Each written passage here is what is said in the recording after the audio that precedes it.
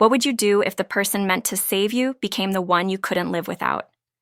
When Billionaire CEO Shane Morgan declares he'll never marry, he doesn't expect a desperate waitress to stumble into his life and his heart.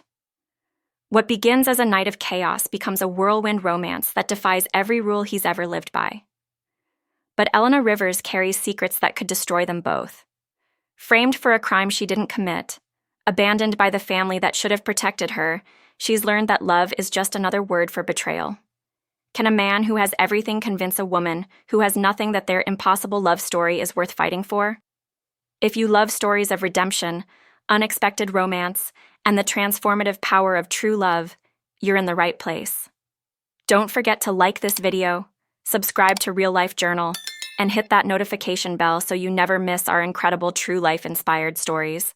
Shane Morgan's voice carried the weight of finality as he spoke those words in the private dining room of the Grandeur Hotel. My family line ends with me. Marriage is simply not going to happen. At 30 years old, standing 6 feet 2 inches tall, with the kind of presence that commanded boardrooms and dominated business magazines, Shane had perfected the art of saying no. His grandmother had paraded countless potential brides before him, socialites, heiresses, accomplished professionals. None had stirred even a flicker of interest. "Mr. Morgan, I'm Charlotte Rivers, daughter of the Rivers family," the young woman across from him said, her voice honeyed with practiced charm. "I'm 22, studying business at Columbia University. I'm ranked first in my program and serve as president of the student council." Shane barely registered her rehearsed introduction. His attention had been captured by someone else entirely, a young waitress who had just entered the room carrying a silver tray. She moved with uncertain steps, her shoulders hunched as if expecting a blow. When she set down the tea service, her hands trembled so badly the porcelain rattled. "Mr. Morgan, your tea and refreshments," she said softly, her eyes fixed firmly on the floor. There was something haunting about her, a fragility that paradoxically suggested inner strength, like a flower growing through concrete. Shane found himself curious about the story those downcast eyes were hiding. "Wait," he called as she turned to leave. "Bring me the tea." "Mr. Morgan, allow me," Charlotte interrupted smoothly, reaching for the cup with practiced grace. But something in the waitress's expression made Shane pause. Fear? Desperation? She looked directly at him for the first time, and Shane saw pure terror in those honey-brown eyes. "I drugged this tea," she whispered, her voice barely audible. "Whoever brings it to you, the result will be the same. I'm sorry." The room seemed to freeze. Shane's analytical mind kicked into high gear, processing the confession. "Are you certain you want me to drink this tea?" "It's what you ordered, sir. I have to go." Her voice cracked and she fled from the room before he could respond. As she passed Charlotte, Shane noticed something he'd missed before. The subtle curl of satisfaction on his date's perfectly glossed lips, there and gone in an instant. Later that evening, Shane would learn that the terrified waitress was named Elena Rivers, and that she'd been desperately trying to escape the hotel manager who had been pursuing her with increasingly violent intent.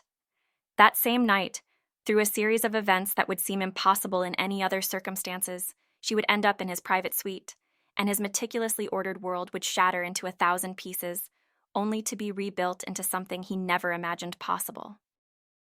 Elena's lungs burned as she ran through the hotel's labyrinthine corridors. Her heart hammered so loudly she could hear it in her ears, drowning out everything except the sound of footsteps pursuing her. Manager Richard Davis had cornered her in the break room 30 minutes earlier, his intentions sickeningly clear. "Just be a good girl, Elena. Sleep with me, and I'll make sure you don't have to scrub toilets anymore. This is my territory. Where exactly do you think you can run?" When he'd forced her to drug Mr. Morgan's tea, Elena had made a split-second decision to warn the billionaire, praying he would understand. But her desperate honesty had only bought her minutes. Now Davis himself was hunting her through the halls. "There you are," his voice echoed behind her. "Stop running. You're only making this worse for yourself." "Help! Please, someone help me!" Elena banged on door after door, but none opened. The corridor seemed endless, each locked door another nail in her coffin. Her vision began to blur, her body temperature spiking alarmingly. In her panic while preparing the drugged tea, she must have absorbed some through her skin. Or perhaps Davis had already slipped something into the coffee he'd insisted she drink. Her thoughts became increasingly foggy, her limbs heavy and uncoordinated. Desperately, she tried one more door, and it opened. Elena stumbled inside and slammed it shut, leaning against it as she tried to catch her breath. The suite was magnificent, bathed in moonlight from floor to ceiling windows. Through her drug-induced haze, she could make out expensive furniture and a dark figure standing by those windows, looking out over the glittering Manhattan skyline. "Well, little one," a deep, cultured voice emerged from the shadows. "You are quite bold. First you drug my tea, attempting to warn me in the process. Now you're throwing yourself into my private suite." Elena's fevered mind struggled to place the voice. "I'm so hot," she whispered, barely aware of what she was saying. "Please, help me." She felt strong arms catch her as her legs gave out. Despite her delirium, some instinctive part of her mind registered safety in that embrace, strength and control that promised protection. "You're bullying me," she protested weakly, though she wasn't even sure what she meant. "Bully you?" The voice held a note of dark amusement. "Should I bully you like this? Or perhaps like this?" Words she would never normally say tumbled from her lips, bypassing every filter her conscious mind possessed. "Sir, could you marry me?" The hands holding her stilled. "I will never marry. Not in this lifetime. That's a promise I made to myself years ago." "Then you can't take advantage of me," Elena insisted with the stubborn logic of the drugged and desperate. "I've only ever wanted to be cherished by my husband, by someone who chose me, who wanted me, who thought I was worth something." "Are you playing games with me?" The man sounded almost intrigued now. "Women who want to marry me use every trick imaginable to get into my bed." "Not a trick," Elena insisted, even as consciousness began slipping away. "I've always imagined that one day my true love would come for me in a beautiful car. He'd bring a wedding dress with a long flowing veil. He'd place it on me with his own hands and marry me with gifts that showed the world I mattered to someone, that I wasn't disposable." "So you dream of fairy tales, little one?" "Don't you?" Elena whispered. "Doesn't everyone want to matter to someone?" Those were the last words she managed before darkness pulled her under completely. She didn't feel the gentle hands that carried her to the bed, didn't hear the man's sharp intake of breath as moonlight revealed her face, didn't know that Shane Morgan sat in the chair beside the bed for hours, watching her sleep and making decisions that would change both their lives forever. Sunlight streaming through unfamiliar windows woke Elena. Her body ached in ways she'd never experienced, a deep soreness that told a story her fragmented memories couldn't quite piece together. The sheets against her skin felt like silk. Expensive, luxurious, nothing like the rough blankets in the storage room where she'd been sleeping. "Where am I?" she whispered to the empty suite. Panic rose in her throat as memories returned in painful fragments. The drugged tea, running from Davis, this room, strong arms. And then, nothing. Horror washed over her in cold waves as she looked down at her body, at the marks on her skin that told an undeniable truth. She had slept with someone in this room, a man whose face she couldn't quite recall through the fog of drugs and fear. "I'm sorry, Ethan," she whispered, tears streaming down her face. Ethan Cooper had been her university senior, the brilliant pre-med student everyone admired. They'd been supposed to meet yesterday. He'd finally returned from his research fellowship abroad. But she'd missed their meeting, and now... "I'm not even a virgin anymore." Elena pulled herself together with effort. "My job is gone. My adoptive parents sent me to prison for 2 years for something Charlotte did. And now this." Her voice broke. "There's no hope left." What Elena didn't know was that at that precise moment, Shane Morgan sat in his corner office 70 floors above Manhattan, reviewing a detailed dossier about her with his executive assistant, Marcus Chen. "Her name is Elena Marie Rivers," Marcus reported, his tablet displaying her university photo, a younger, happier version with light in her eyes that the present-day Elena had lost. "Straight A student from kindergarten through high school. perfect SAT scores, received a full scholarship to Columbia University based on academic merit alone. But she was convicted of vehicular manslaughter at age 18. She served 2 years at Rikers and was released 72 hours ago. Shane studied the information with the analytical precision that had made him a billionaire by 30. Something didn't add up. The girl he'd met last night, terrified, desperate, but fundamentally good, didn't match the profile of someone who'd commit vehicular manslaughter and flee the scene. The conviction seems solid on paper, Shane mused, but my instincts are rarely wrong. There's something off about this entire story. Should I have our investigators dig deeper? Yes, I want to know everything. The accident, the trial, her family situation, witness statements, forensic reports, everything. Shane paused, his finger hovering over her photograph. And Marcus? Contact Cartier. I need betrothal gifts, significant ones. Marcus nearly dropped his tablet. In 15 years of working for Shane Morgan, he'd never heard his boss mention marriage. The man famously declared himself allergic to commitment. Sir, are you certain? Do as I say, Marcus. Of course. What scale of gifts are we discussing? Shane's smile was cold and calculating, but Marcus detected something else underneath, a fierce protectiveness he'd never seen before. Make them impossible to refuse, every major jewelry store in Manhattan. I want a statement that's unmistakable. I'm claiming her as mine, and I want everyone in this city to know it. Elena wandered the streets of Manhattan in a daze, trying to process the ruins of her life. She'd lost everything, her innocence, her dignity, her future. But there was one thing left to retrieve, one last connection to the person who had truly loved her. Her grandmother's heirlooms. Her grandmother Sarah had been the only person in the Rivers family who'd shown her genuine kindness. When Elena's adoptive parents had sent her to live in upstate New York as a child, abandoning her to near poverty, Grandmother Sarah had taken her in, fed her, taught her to read, and filled her childhood with whatever love and warmth she could provide on a modest pension. Elena stopped at a street vendor's cart, drawn by the smell of fresh pretzels that reminded her of her grandmother. Excuse me, how much? $2, sweetheart, the elderly woman replied with a kind smile. You look like you could use something warm. The simple kindness brought tears to Elena's eyes. Thank you. As she ate, Elena steeled her resolve. I have to pull myself together. Grandmother's jewelry is still in the Rivers house. I'm going to get it back. I owe her that much. But when Elena arrived at the Rivers family's townhouse in the Upper East Side, a place that had never felt like home, her adoptive mother Margaret stood in the doorway like a sentinel. Elena, how dare you show your face here?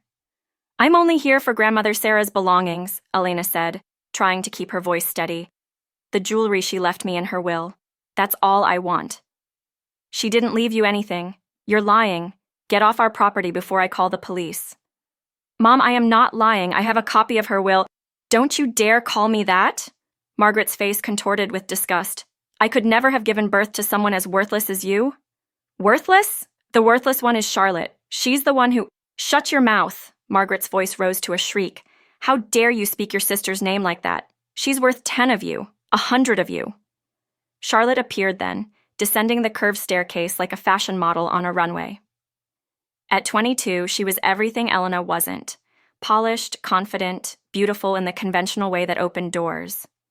Sister Elena, you just got out of prison 2 days ago. The first thing you do is come here demanding what grandmother left you. Why don't you ask how mother and father have been? Don't you care about family? You want to talk about family? Elena's voice shook with suppressed emotion. Yes, what else would you want? To take grandmother's money and go fool around with some man? Are those hickeys on your neck? Elena's hand flew to her throat, feeling the tender bruises. Shame flooded through her, hot and toxic. How could I have raised such an indecent daughter? Margaret wailed dramatically. You were involved with that medical student all through university, and now you're fresh out of prison and already sleeping around. Are you that desperate? Stop it! Elena's voice cracked. You adopted me, yes, but then you sent me away to live with grandmother in poverty. I was 5 years old and you just abandoned me. Actually, I was fine there. Grandmother made sure I had food and taught me to read. But when you brought me back here at 15, you made me sleep in the storage room. I had to cook every meal and clean this entire house. I had to wait for you to eat, then Charlotte, then even the dog before you'd let me have food. Tell me, am I truly your daughter or was I just free labor? Before Margaret could respond, Richard Davis burst through the front door, his face flushed with excitement. Mr. Rivers, Mrs. Rivers, incredible news. Shane Morgan, the Shane Morgan, is purchasing betrothal gifts all over Manhattan. His people have contacted every major jeweler in the city. He's coming to the Rivers family to propose marriage. The Rivers household erupted in chaos. Charlotte touched her hair and smoothed her designer dress, her smile triumphant. I knew it! I knew Mr. Morgan was attracted to me during our meeting. This is everything I've been working toward. But Davis had other plans simmering beneath his obsequious surface. He turned to Mr. and Mrs. Rivers with a calculating expression. Mr. Rivers, Mrs. Rivers, I have a proposal. I'll give you $1 million cash right now if you give me Elena's hand in marriage instead. Mr. Rivers's eyes lit up with greed. $1 million? Done. Elena will marry you. No. Elena backed away, her heart racing. I won't marry him. I refuse. It's not your decision to make, her adoptive father said coldly. We're your legal guardians until you're 21. What we say is law.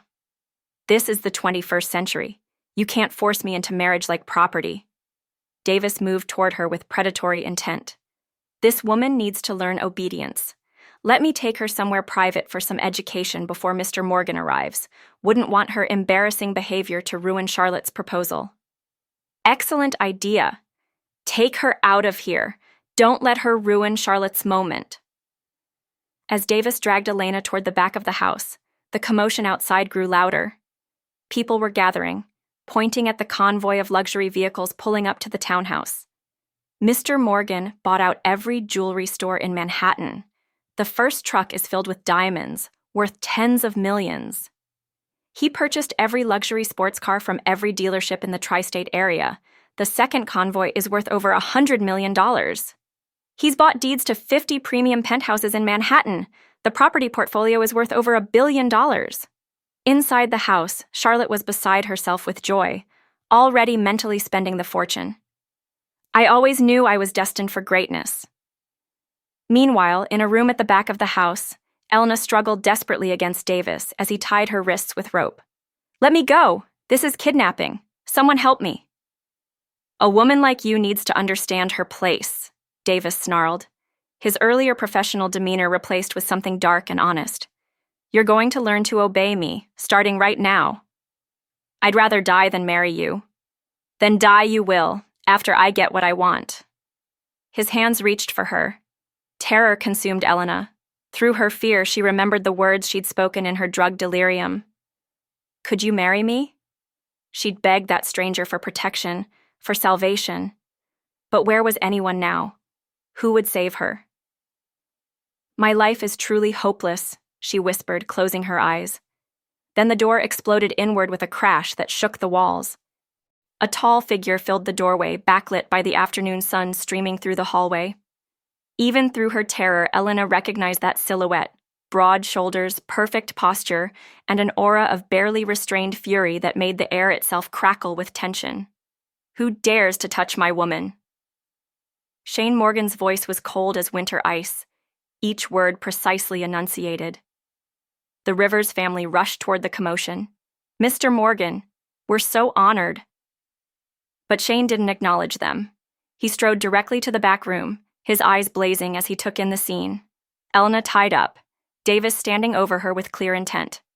Someone remove this filth from my sight. Break both his hands. 2 bodyguards materialized and grabbed Davis despite his increasingly desperate protests. Mr. Morgan, please, this is just a misunderstanding. The screams faded as they dragged him away. The Rivers family stood frozen, confusion written across their faces. Mr. Morgan, I think there's been a terrible misunderstanding, Charlotte said desperately, her voice honey-sweet. The person you've come to marry is me, right here. Shane's gaze was withering enough to make her step back. Who are you? What makes you think you're worthy of marrying me? He turned to Marcus, who had appeared at his shoulder. Tell them. Marcus cleared his throat, his voice carrying through the silent house. The woman Mr. Morgan has come to marry is Miss Elena Rivers. There has been no mistake. Impossible! Charlotte shrieked, her careful composure cracking. Mr. Morgan, she just got out of prison. She's a criminal. How could you possibly want her over me? I wasn't planning to answer such an idiotic question, Shane replied, his tone arctic. But since you insist, I like everything about her and nothing about you. He moved to Elena and gently untied her wrists, his touch careful despite the fury still radiating from him. Little one, let's go. Where should we go? To our home. He looked into her eyes with an intensity that made her breath catch. You said someone should give you a home. I'm giving you one. Not just shelter, but a place where you'll be safe, valued, and cared for. He paused. Elena Rivers, will you marry me? Through her shock and confusion, Elena found herself nodding. There was something in his eyes, a promise, a protection, a sincerity she hadn't expected. Yes. Right there, in front of the assembled household, Shane got down on one knee. The gesture was so unexpected, so contrary to everything anyone knew about the notoriously cold billionaire, that several people gasped. I am Shane Morgan. I want to marry Elena Rivers. Miss Rivers, will you do me the honor of becoming my wife? I will. Shane rose and turned to the Rivers family. Now you will return every item that belonged to her grandmother, immediately. The family's attitude changed with whiplash speed. Of course. There's been such a misunderstanding. Elena has always been our beloved. Save your lies. Shane's voice cut through their protests like a blade. The betrothal gifts in the vehicles outside total $600 million. If you can catch the trucks as they leave, they're yours. If you can't, everything belongs to Elena. Then Shane did something that made Elena's breath catch. He signaled to an assistant, who brought forward a garment bag. From it, Shane withdrew a wedding dress, ivory silk and French lace with a cathedral train, hand-beaded with thousands of pearls. I've always imagined my true love would bring a wedding dress with a long veil, Elena whispered, not realizing she'd spoken aloud. Shane heard her. He smiled, a real smile that transformed his face, and draped the dress over her shoulders. Then he lifted her into his arms and carried her toward the waiting limousine, while the Rivers family chased desperately after the departing trucks. I finally escaped from that house, Elena whispered against his chest. Thank you, Mr. Morgan. Call me Shane, and you don't need to thank me. You saved me first, remember? The penthouse Shane brought her to occupied the entire top floor of Morgan Tower, with 360-degree views of Manhattan. Elena had never imagined such luxury could exist. Marble floors, original artwork, and floor-to-ceiling windows that made the clouds seem close enough to touch. Good morning, Mrs. Morgan. A small army of staff members greeted her warmly. Mrs. Morgan? Elena looked confused. That's who you'll be soon enough. Come. Shane led her to the master suite. Elena, may I ask you some questions? Of course. I didn't graduate college, Elena said quietly. My family doesn't care about me. I can't help your career. I bring nothing to this marriage. Why would someone like you want someone like me? I'm not looking for a business partner. I have plenty of those. But I'm not... Elena's voice dropped to a whisper. I'm not pure anymore. After last night... Shane stopped walking. He cupped her face gently. Elena Rivers, I am your only man. I don't understand. I mean that you belong only to me, and I to you. Last night, in my suite, that was me with you. I was the one you stumbled into. Elena's eyes widened in shock. You? It was you? Yes. I didn't tell you immediately because you were drugged and terrified. I wanted you to feel safe first. He traced her cheek with his thumb. I'm sorry for not being honest immediately, but I'm not sorry for what happened. You're mine now, Elena, and I protect what's mine. I also have a criminal record, Elena said, needing him to understand everything. Doesn't that concern you? You are the only woman in my life. Since I chose you, I won't doubt you. And Elena, I'm going to clear your name. Every injustice you suffered, I will make it right. You believe I'm innocent? Tears streamed down her face. For 2 years, no one had believed her. I know you're innocent, and I'm going to prove it. Shane pulled out a ring, a stunning solitaire diamond that caught the light. Now, we're getting married officially tomorrow. Tonight, you rest. Tomorrow, we make it legal. The next morning, at the Manhattan Marriage Bureau, they stood together for their official wedding photograph. Elena stared at the marriage certificate in wonder. I'm really married, Shane smiled. You're mine now, legally and officially. And I have something else for you. He fastened a delicate necklace around her neck, a pendant shaped like a cherry blossom. It reminded me of you. Delicate in appearance, but stronger than it looks. Why are you being so good to me? We barely know each other. You'll understand soon. I need a few more days to gather all the evidence to clear your name. Trust me a little while longer. 3 weeks later, Charlotte appeared at the penthouse. Elena, I have wonderful news. It turns out I'm not actually the Rivers family's biological daughter. I'm the long-lost daughter of the billionaire Cooper family. They're having a grand recognition banquet, and you must attend. She handed Elena an invitation and a garment bag. I brought you a dress. The night of the banquet, Elena wore the stunning sapphire gown Charlotte had provided, a dress called Midnight Stars. But when she arrived at the Cooper mansion, Charlotte was wearing an identical dress. How embarrassing, Charlotte announced to the assembled guests. Elena is wearing a knockoff of my designer gown, so desperate for attention. But an elderly gentleman stepped forward. I'm Lawrence Chen, the original designer. Let me authenticate these dresses. After careful examination, he announced, the authentic Midnight Stars is the one Miss Elena is wearing. Miss Charlotte's is a replica. The crowd gasped. Charlotte's face went white with rage. Then Shane entered, commanding immediate attention. Mr. and Mrs. Cooper, I apologize for disrupting your celebration, but Charlotte Rivers is not your biological daughter. The room erupted in shock as Shane presented irrefutable evidence: DNA tests, hospital records, witness statements. 20 years ago, your infant daughter was kidnapped from the hospital. The Rivers family found her and switched their own daughter with yours. They raised your daughter in poverty while grooming Charlotte to eventually claim your fortune. Shane turned to Elena. Your daughter has been Elena all along. Mrs. Cooper approached slowly, tears streaming, and touched Elena's face. The resemblance was unmistakable. The same delicate features, the same amber eyes. Is it true? Are you our daughter? The DNA evidence is irrefutable, Shane said, handing over the folder. Elena is your daughter. The Rivers family framed her for vehicular manslaughter. Charlotte was actually driving drunk that night. I have witnesses ready to testify.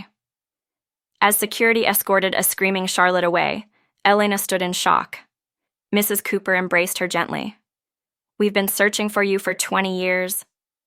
Welcome home, darling. But Elena turned to Shane. Did you know about this before you married me? I suspected, but I would have married you regardless. Your parentage didn't matter. You did. Why? Why me? Shane took a deep breath. Because that night in my suite, when you were drugged and desperate, you spoke from your heart.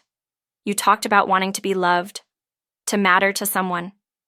And I realized I'd been searching my whole life for someone genuine, someone who wanted love, not just my money. I'm sorry for not telling you everything immediately, but I'm not sorry for falling in love with you. Elena processed this revelation, Shane's knowing glances, his intimate knowledge of what she'd said that night, all of it clicking into place. I should be angry that you didn't tell me sooner, she said quietly. But I'm not. You gave me everything I'd lost: safety, dignity, hope. You believed in me when no one else did. You fought for me. She took his hand. I made a vow to be your wife, Shane. I meant it. Not because of obligation or gratitude, but because somewhere along the way, I fell in love with you too. Shane swept her into his arms and kissed her as the ballroom erupted in applause. Elena stood in their penthouse garden, watching the sunset paint Manhattan in gold. So much had changed in 6 months. Charlotte was receiving psychiatric treatment. The Rivers parents were serving prison sentences for kidnapping and fraud.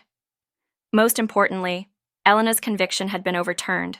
She'd been officially exonerated. She'd reconnected with her biological parents, the relationship still new, but filled with genuine love. She'd returned to Columbia to complete her degree in biomedical engineering. The girl who once scrubbed floors now presented research to rooms full of professors. "There you are," Shane's voice came from behind. He wrapped his arms around her. "I've been looking everywhere. Just thinking about how 6 months ago, I thought my life was over. Now I have parents who love me. I'm finishing my degree, and I'm married to the most wonderful man in the world. I'm happy, Shane. Actually, genuinely happy." Shane turned her to face him. "Elena, I have news. You're pregnant." Elena stared at him, the words sinking in slowly. We're going to have a baby?" "Yes." Shane's face broke into a joyful smile. "We're going to be parents." Elena kissed him breathlessly. "I'm thrilled, terrified, but thrilled."